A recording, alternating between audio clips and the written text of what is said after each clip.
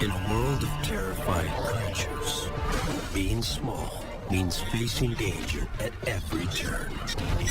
If you were a small animal, the late Cretaceous would have been an awful time to be around. For a youngster, every day is a struggle to stay alive.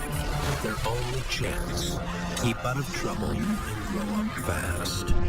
If you're a young dinosaur, every mega herbivore in the environment wants to crush you. To survive, dinosaurs develop advanced tools, astonishing on the outside and on the inside. For the first time in 65 million years, cutting-edge imaging technology will peel back skin, muscles, and bones to reveal the secrets of nature's greatest success story.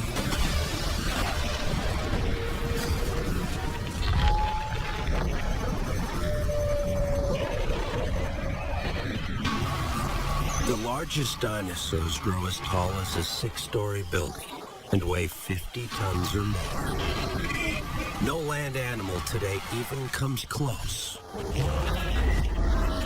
jaws of a T-Rex can leave a bite mark 4 feet long, and 12-inch teeth can penetrate deep into flesh. But every dinosaur, no matter how big or powerful, starts out small, very small.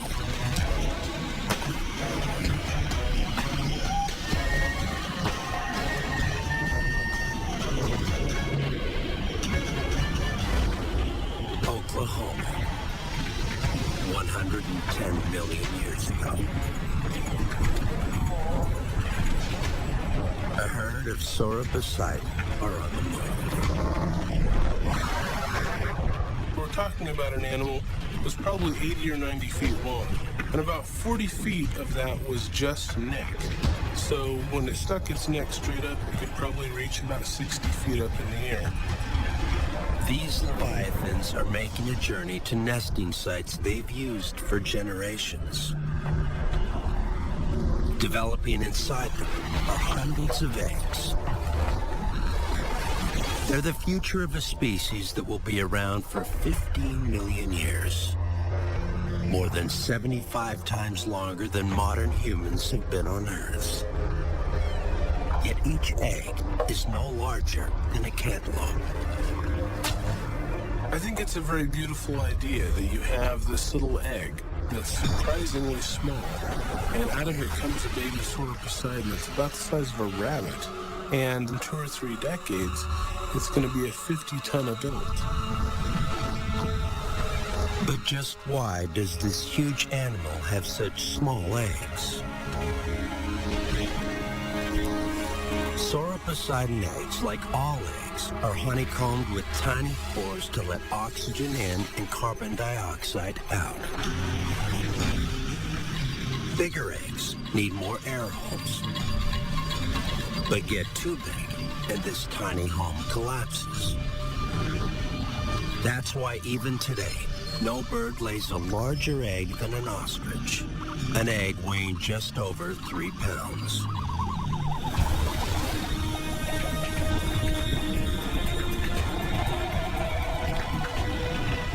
Each female lays about 500 eggs a season. This sounds like the beginning of a sauropod population explosion, but it's not. The moment an egg hatches marks the beginning of a race for survival. A race virtually every one of them will lose. Being a hatchling, you don't have horns, you don't have plates, they don't have any kind of armor on the body. Practically anything can gobble it up. Thousands of defenseless hatchlings are let loose into a world of fierce predators. It's a brutal way to raise a family.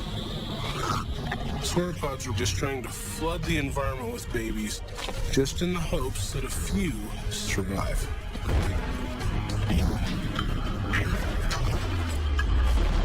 In the Cretaceous, plant eaters faced vicious killers.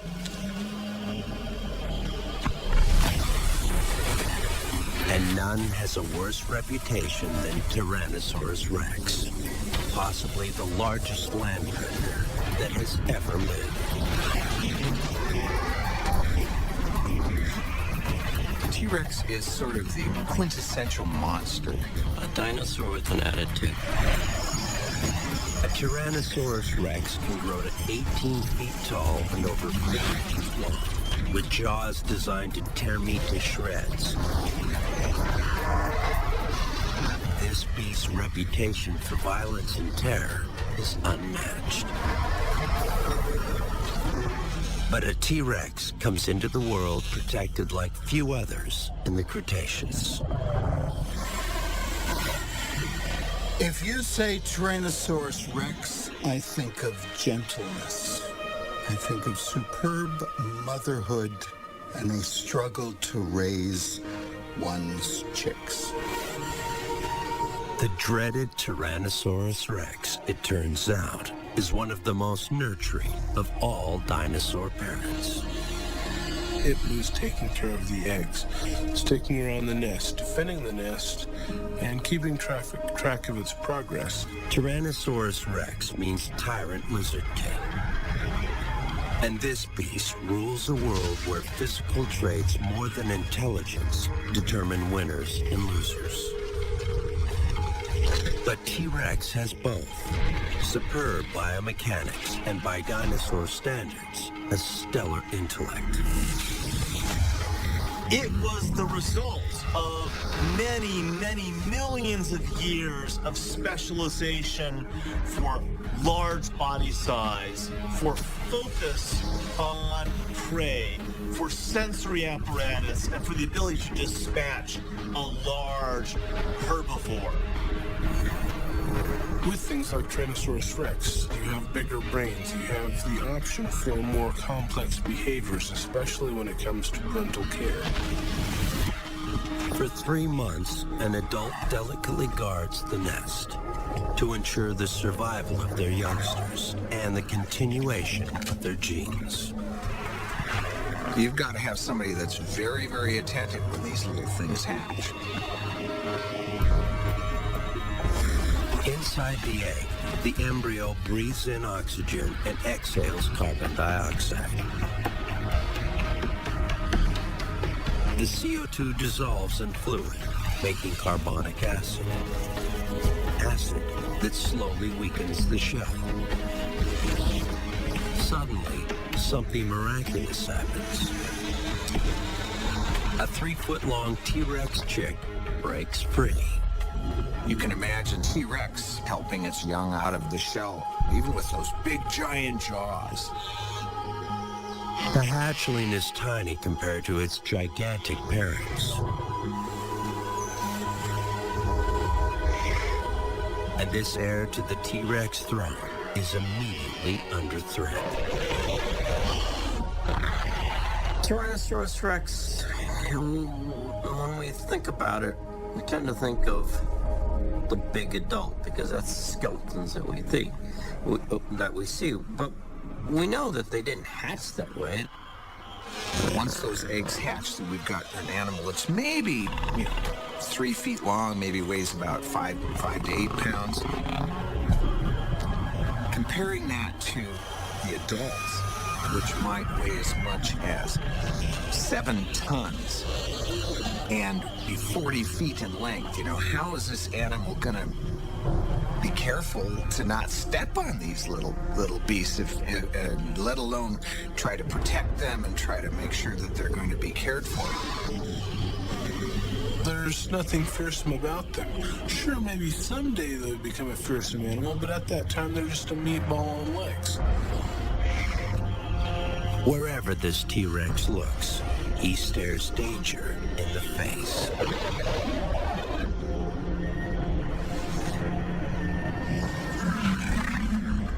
There were crocodiles, medium, large, just gigantic, that could plop down, swallow baby T-Rexes like maraschino cherries.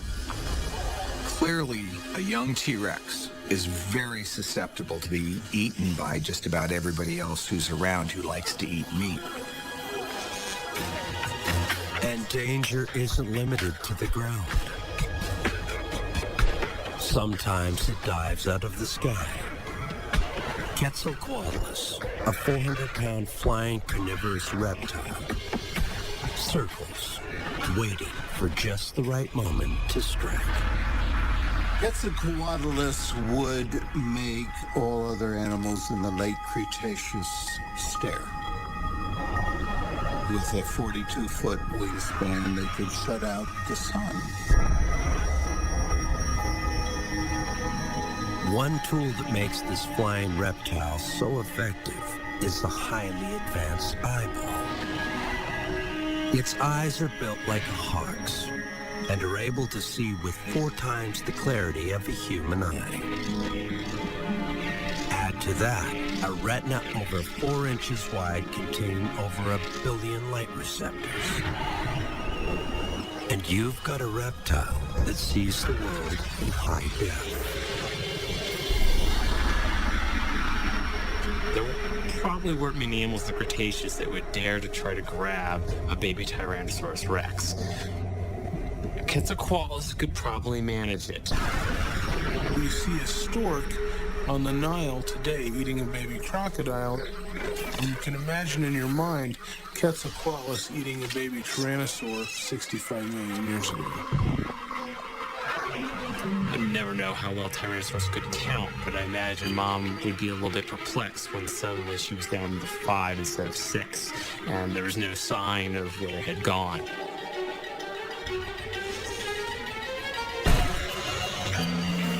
For a baby Tyrannosaurus Rex, danger lurks everywhere, but at least he has a fighting chance. For Sauroposeidon, it's another story altogether. They are born defenseless, and worse, they are born alone. If you want to have intensive parental care, you can only take care of a limited number of offspring. If you want to have lots of offspring, you have to have little or no parental care. The sauropods took that route. From birth, Sauroposeidon is in a race for survival. For every 3,000 hatchlings, only one will make it to adulthood. And to become that one survivor, it must fend for itself for years. For this future behemoth, there's just one rule: grow or die. When we look at sauropod track sites, where we have tracks of hundreds of individuals all together, there's a curious thing. These big groups of sauropods always include only the adults and the animals down to about 1/3 of full size. For a juvenile Sauroposeidon, growing up alone means growing up in constant danger. So think about a juvenile Sauroposeidon that's the size of a pony or a horse. It has no sharp teeth, no plates, no spikes, no horns, no armor. It's not even very fast. And so what would happen to those juvenile Sauroposeidons if they were faced by a pack of Deinonychus? Well, they would die. Sauroposeidon navigates a world of hungry predators. When you start off coming out of the egg and you're less than, say, 2 feet long, and you're in a world full of predators that are loading to crunch on you, then you need to get big fairly quickly. The cards seem stacked against this future titan. With odds like these, how will this massive creature survive?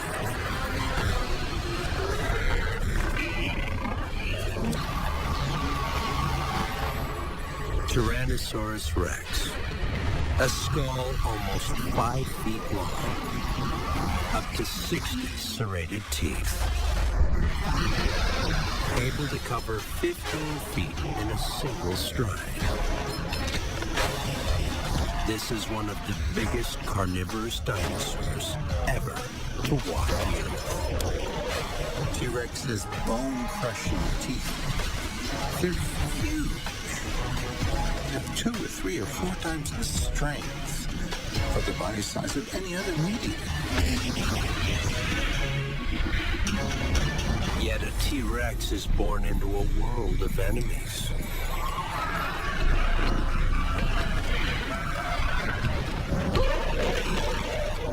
Survival, even for a king, is in no way preordained. Herbivores are not dummies. They'll try to remove the dangerous elements in a preemptive strike. If you're a baby tyrannosaur, every mega herbivore in the environment wants to crush you. It's as if somehow, inside the tiny brain of a triceratops, a fearful picture emerges. An image that one day this tiny T-Rex chick will grow into a menacing monster, able to tear this plant eater limb from limb. But perhaps their greatest enemy is a bit more familiar.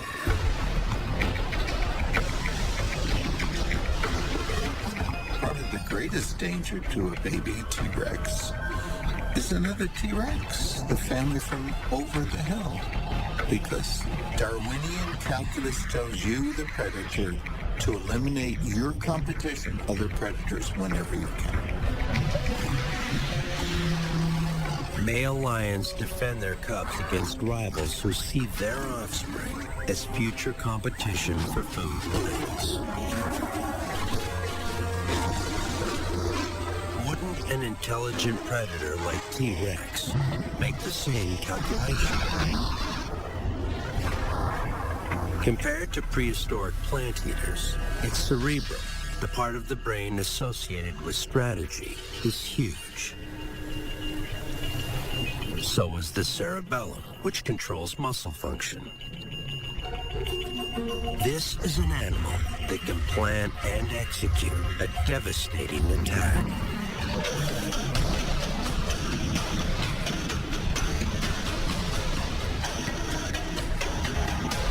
It's a behavior hardwired into the brain. If you're trying to increase your evolutionary advantage, the best thing you can do is get more offspring into the future generation. And one of the best ways you can do that is to take better care of the offspring that you produce. Laying eggs nearly depletes a female. She needs nourishment to stay strong.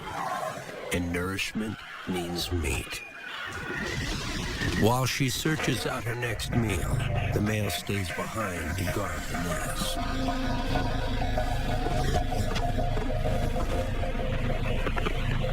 Luckily, a Tyrannosaurus rex on the hunt is guided by some of the keenest senses in the Cretaceous.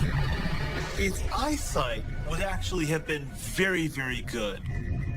The eyes of a T-Rex are gigantic, the size of softballs.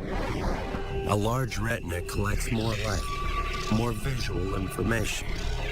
The result, T-Rex can clearly see prey from as far away as 4 miles. Critically, both eyes face forwards, and their line of sight overlaps. So each eye looks at the same object from a slightly different angle. That means T-Rex can experience the world in 3 dimensions.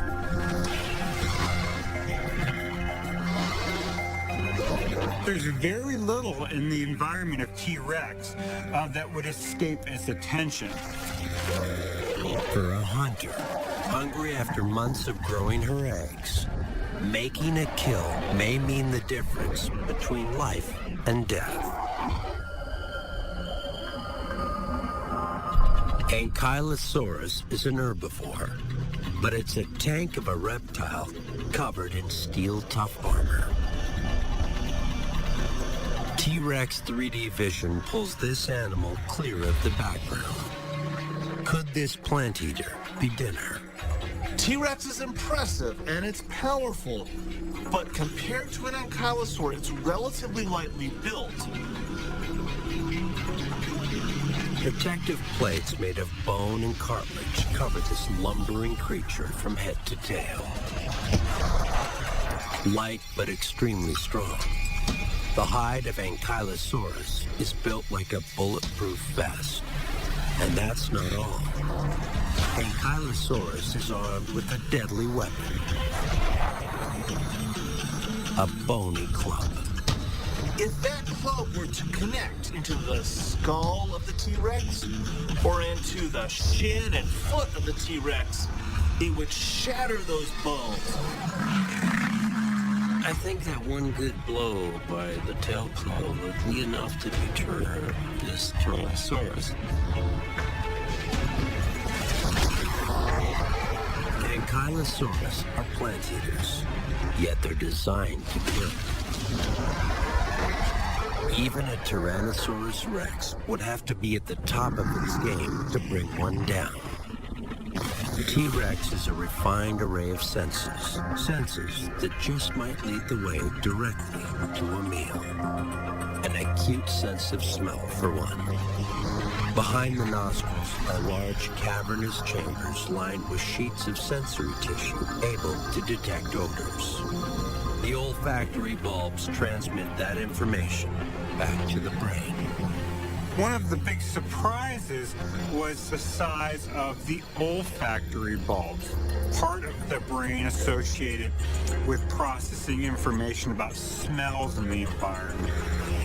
To increase the number of odor detectors, the area containing sensory tissue is designed like a radiator. A T-Rex can pick up the slightest whiff of meat as it faintly walks across the landscape. T-Rex has sense of smell equivalent to 100 bloodhounds all duct taped together. They certainly have the largest olfactory lobe of any animal, living or extinct on this planet. A super sense of smell is a hunter's dream. From a substantial distance, a T-Rex can zero in on prey. Or pick up their hatchling's distinct scent. And when you look into the face of a T-Rex, something else becomes obvious. The nostrils are a full 10 inches apart. But why? It means T-Rex can smell in stereo. This carnivore can triangulate an odor, pinpoint its exact source. T-Rex could walk into a crowded auditorium and in a few seconds identify every single person and creature by its own idiosyncratic odors.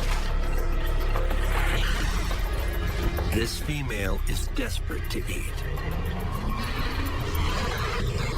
She picks up the scent of a meal. But it's the scent of an animal all but the strongest tyrannosaurs prefer not to mess with. The most dangerous challenge that any big carnivore ever faced is the swinging head of Triceratops. It's like a gigantic white rhinoceros on steroids. 26 feet long and 10 feet tall, a full-grown Triceratops can reach 6 tons in weight. If there's an animal whose scent would frighten a T-Rex, it's Triceratops. T-Rex is well aware of the risks. Its cerebrum has information stored from previous contacts. It knows the danger ahead. Turning a Triceratops into lunch means overpowering a beast with 3-foot-long horns sheathed in rock-hard keratin and a body protected by a bony shield.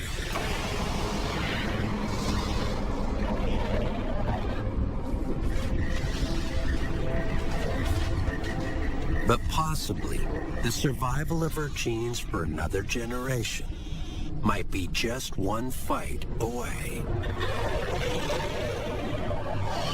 One can imagine that the conflict between Tyrannosaurus and Triceratops may have been one of the greatest combats that nature has ever had.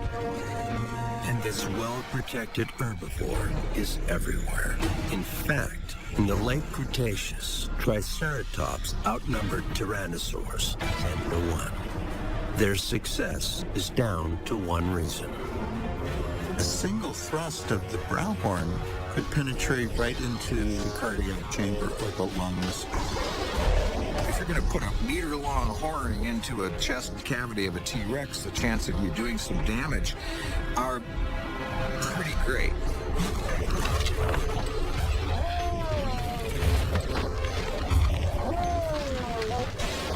Tyrannosaurus rex is stabbed in the eye.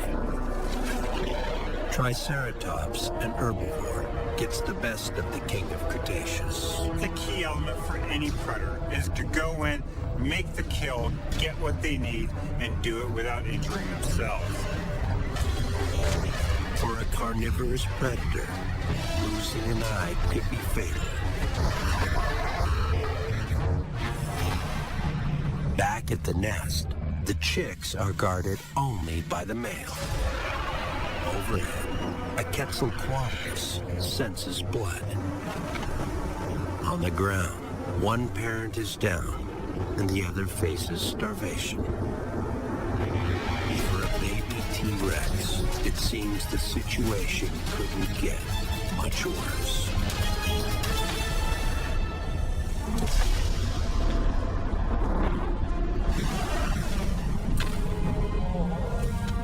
Sauroposeidon is the tallest land animal of all time. At 60 feet high and almost 100 feet long, it would dwarf any living creature today.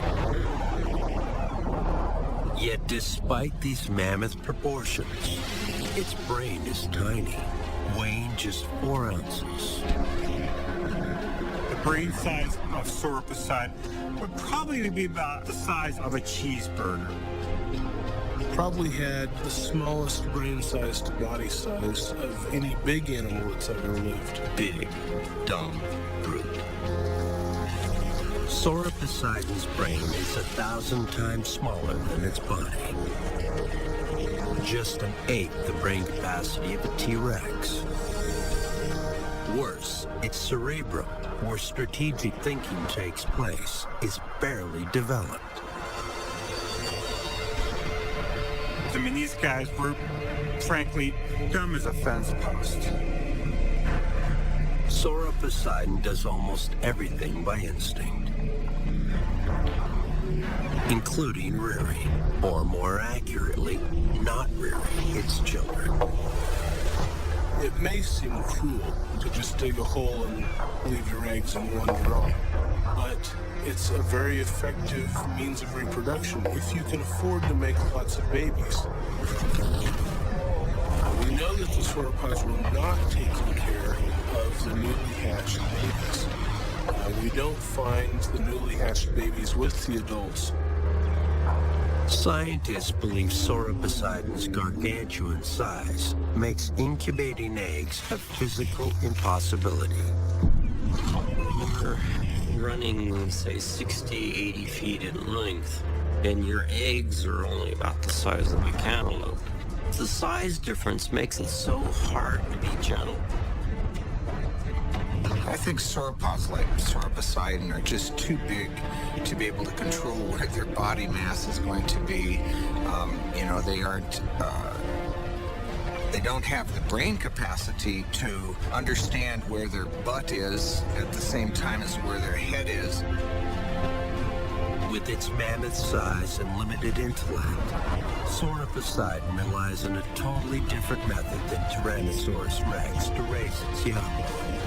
On its lifespan, a mated pair of Sauroposeidons might produce thousands and thousands of eggs, and only maybe a couple or three are going to survive to adulthood. So what that tells us is that almost all of the offspring are being killed and eaten by predators.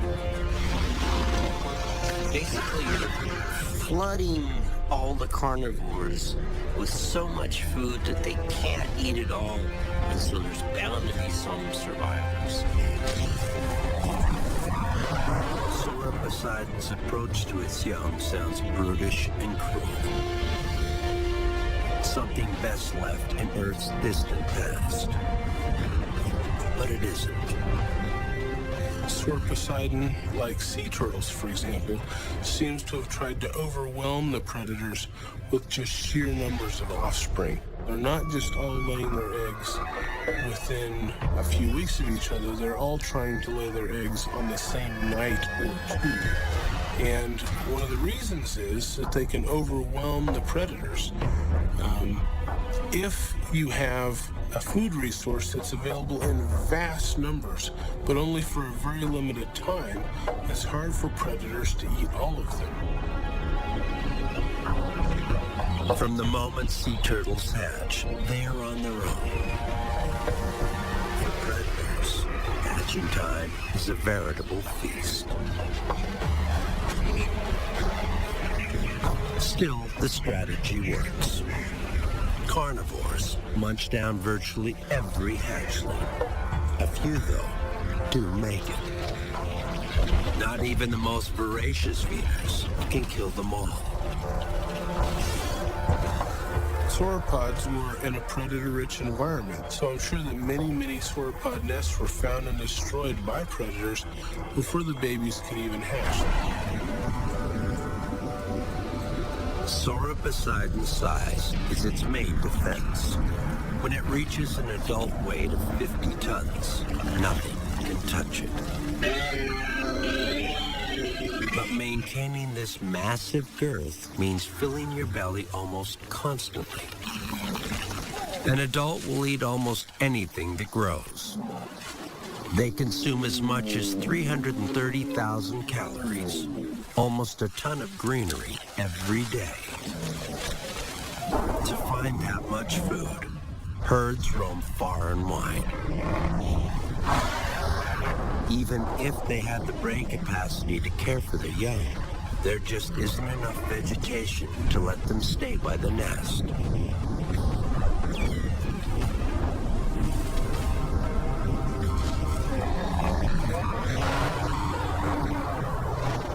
How much of your resources do you put into reproduction, to producing the next generation? And it's always a trade-off. If you put in a lot of parental care, then you don't have the resources to make lots and lots of babies. Or you can go the other way and make tons and tons of babies, but you won't have the resources left to take very good care of them.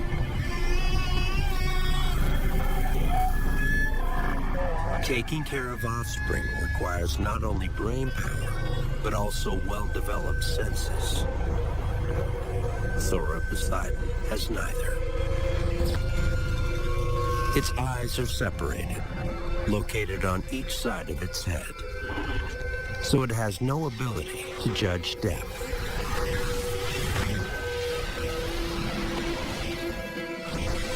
Its small brain has just rudimentary centers of sight and smell. And its hearing is severely limited, as the cochlea duct inside the inner ear is tiny. Sauroposeidon probably had a brain about the size of a kitten's, because it was not, unfortunately, a very smart animal. It didn't have to be. It was a food processing plant. Sauroposeidon's 5 senses are little more than a life support system for the biggest stomach the world has ever known. For a hatchling, the situation is even more dire. They lack even the most basic early warning system that danger is present. Herbivores are growing much faster than the carnivores. If they don't grow fast, they get eaten. Still, it will be a decade or more before this sauroposeidon is big enough to join the herd. And it will spend all those years alone. So where are the smaller animals? What did the sauropods do until they were a third grown? They weren't moving with the herd. They were probably hiding out in the forest, trying to eat as much as they could, get as big as they could, as fast as they could, so that they could join the herd. That's the best defense. It doesn't matter what else you're equipped with, whether you have horns or armor or whatever. The best defense is always to get big. And if you're a sauropod, you've got nothing else. So getting big is the only game in town. But for sauroposeidon, every day spent growing up is a day trying to keep out of the sights of this guy. Deinonychus is a killing machine. Here was a creature that was small. It was fast. Deinonychus was really one of the most remarkable predators the Earth has seen. A three-dimensional fighter, a kickboxing dinosaur.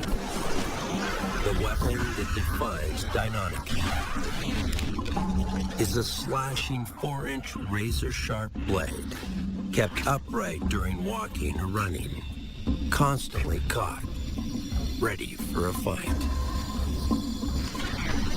This vicious claw can deliver 450 pounds of force and rotate almost 180 degrees. To eviscerate prey, Deinonychus uses both its hands and feet. These were animals that had weapons everywhere you go. A ridiculous amount of weaponry for an animal of its size. So clearly this is an animal that's evolved for whatever reason to be able to dish out a lot of damage for its size. For a juvenile sauroposeidon, even a juvenile the size of a polar bear, Deinonychus means trouble. And a whole pack of Deinonychus means a whole pack of trouble. It's hard to imagine how sauroposeidons survive in a world where they face down savage killers all alone. But they do survive, grow up, and one day become almost indestructible.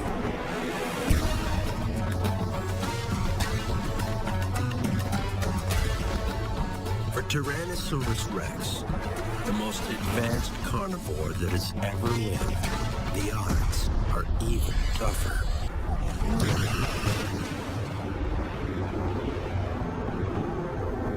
A T-Rex nest. The chicks are growing up fast.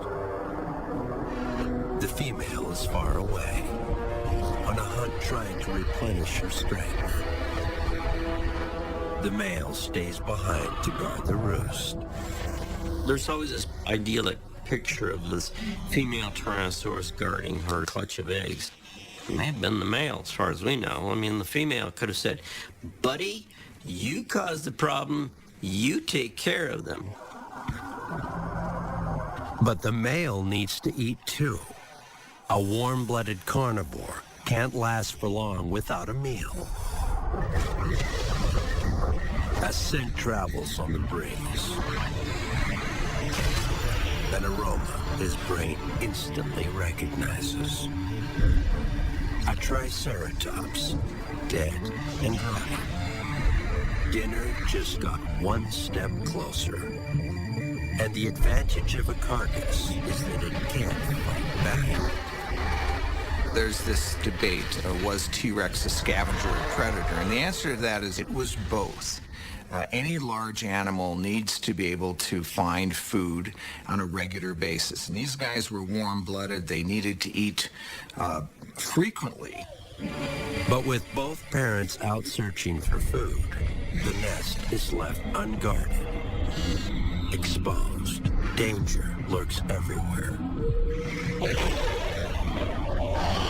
Triceratops may be a plant eater, but with a defenseless baby T-Rex around, it'll make an exception. Quetzalcoatlus is the largest flying carnivore in Earth's history. It eats 10 pounds of flesh every day, nearly the weight of 2 hatchlings combined. To survive, these chicks will have to keep a very low profile. The male is on the trail of a meal. A Tyrannosaurus Rex can pinpoint the exact location of an odor. Soon, he's headed straight for the dead Triceratops. The sense of smell was powerful in T-Rex. The nerve that goes to the sense of smell is the biggest nerve the dinosaur had. They could probably tell not just if there was a dinosaur that had walked past, they could be able to tell that that dinosaur walked past 2.5 hours ago. T-Rex's nose, like a laser guidance system, leads him directly to his target. What these advanced senses do not tell him, though, is how his Triceratops died in the first place. The answer to that question is found in the mouth of another T-Rex. It turns out this predator's massive jaws with their bone-crushing teeth able to bite down with enough force to bend steel are just the beginning. It's quite likely that the teeth of carnivorous dinosaurs have rotting meat, little bits of it caught in their teeth, and therefore a lot of bacteria, and therefore an infectious bite. The bacteria would have given T-Rex permanent morning breath. There'd be many reasons you would not want to be around the mouth of a T-Rex, and smell would have been one of them. That bacteria means a bite. Any bite that draws blood can cause a life-threatening infection. Even if the animal managed to survive the wounds generated from the bite, the prey dinosaur would get weaker and sicker, and the predator could then hunt it down and kill it. Chomped by a T-Rex, and you're going down, be it now or later.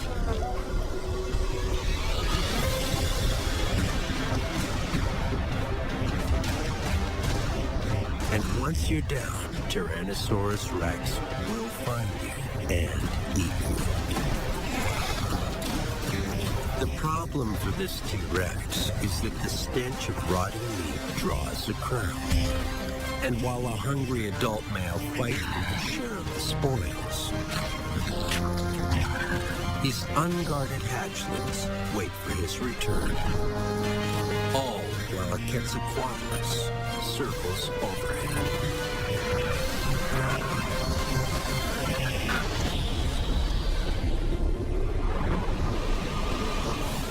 $50 million years before the first T-Rex walked the earth, sauropodine youngsters are already out on their own.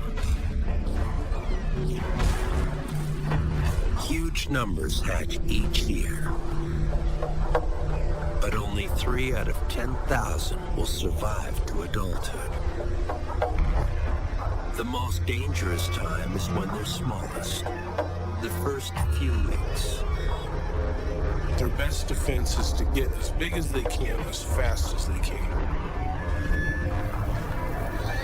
In order to grow very big, very fast, they do something that appears to break the most basic rules of biology.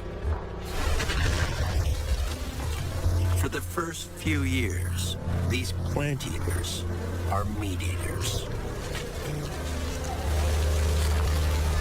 Probably many of them were eating insects and small animals because it was a ready source of protein. very many plant-eating animals will also take animal prey when they can get them because it's an important source of nutrients that are really hard to get from plants. A young Sauroposeidon processes food in an entirely different way than an adult, digesting its food in the stomach and small intestine. It's a digestive process more akin to the carnivore's fears.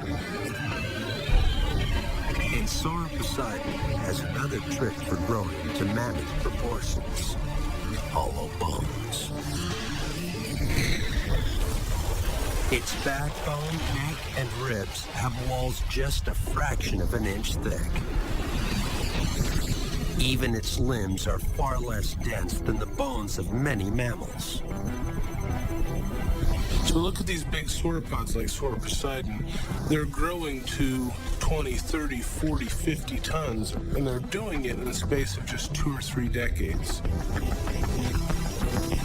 Sauropods grow in spurts, depending on their age, the season, and the availability of food. We know this because their growth is recorded as rings. Just like rings in a tree trunk.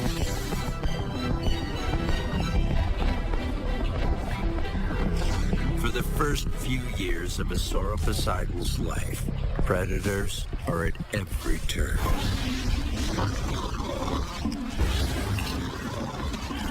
One of the most common, Deinonychus, is also one of the most deadly.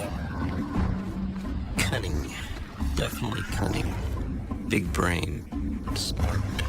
It's the sort of creature that seems very adept for doing a lot of damage in a very short amount of time. Nasty. Deinonychus is a very, very nasty animal that you meet up with one of these and your chances of being disemboweled are pretty great. For something like Deinonychus, Sauroposeidon would be a great meal. For the herbivore Sauroposeidon, death by Deinonychus is neither pleasant nor painless. It's a kill not unlike today's hyenas, one of the Serengeti's most effective predators. When hyenas bite through the gut of antelope, it just stops. It's functionally dead. While juveniles fight it out in the woodlands, adult Sauroposeidon are, as always, foraging for food. With their tiny brains, they live in a world of oblivion, seemingly unaware of the fate of their offspring.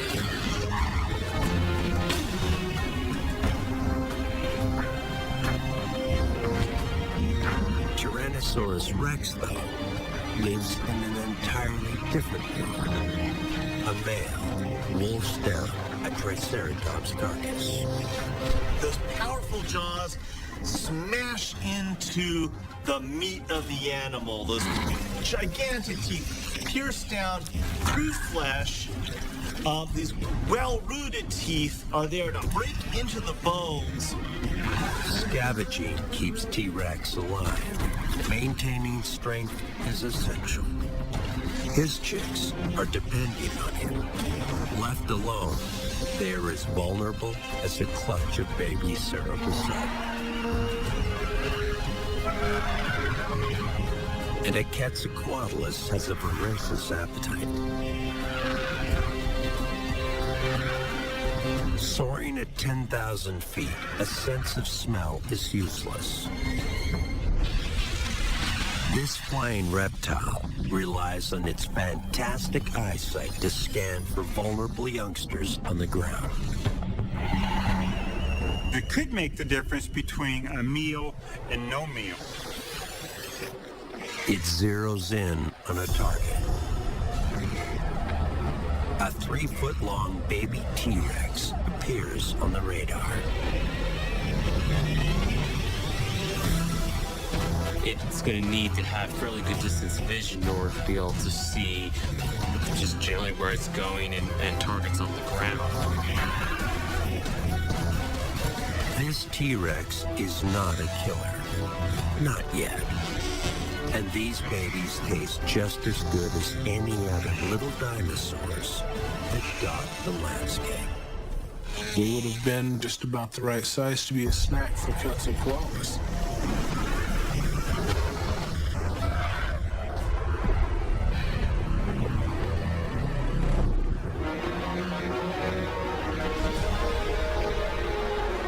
Luckily, just as this massive flying reptile approaches the nest, the male senses trouble.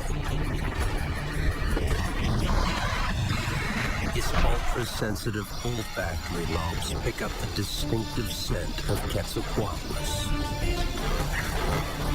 This triggers a rush of chemicals to the brain and an immediate decision to return to the nest. But Quetzalcoatlus are fast, and it only takes a split second to launch their 400-pound bodies skyward. The other chicks might just make it for another generation.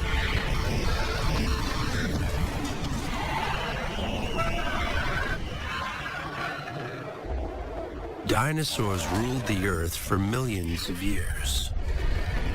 They grew to almost unimaginable sizes, adapting to extreme environments all over the globe.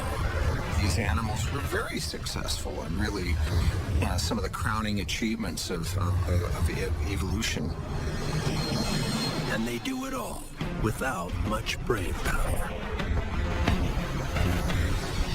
Dinosaurs didn't need to solve quadratic equations. They didn't need to play chess. They didn't need to learn how to build rockets that go to the moon. What they needed to do was do the things dinosaurs do. You really only need to be as smart or smarter than the animals that you're around. These are animals that need to respond to threats, be able to guard their young, might need to be doting parents in many cases, might need to be able to find distant resources, but they don't necessarily need to comprehend philosophy. The armored dinosaurs in general, and Ankylosaurus is no exception here, were not bright dinosaurs. Probably one of the dumbest dinosaurs ever lived. Their brains are really small for the size of their heads and their bodies. Dinosaurs have just one job: successfully operate the advanced machines that dino bodies have evolved into. And this is a job they do extremely well.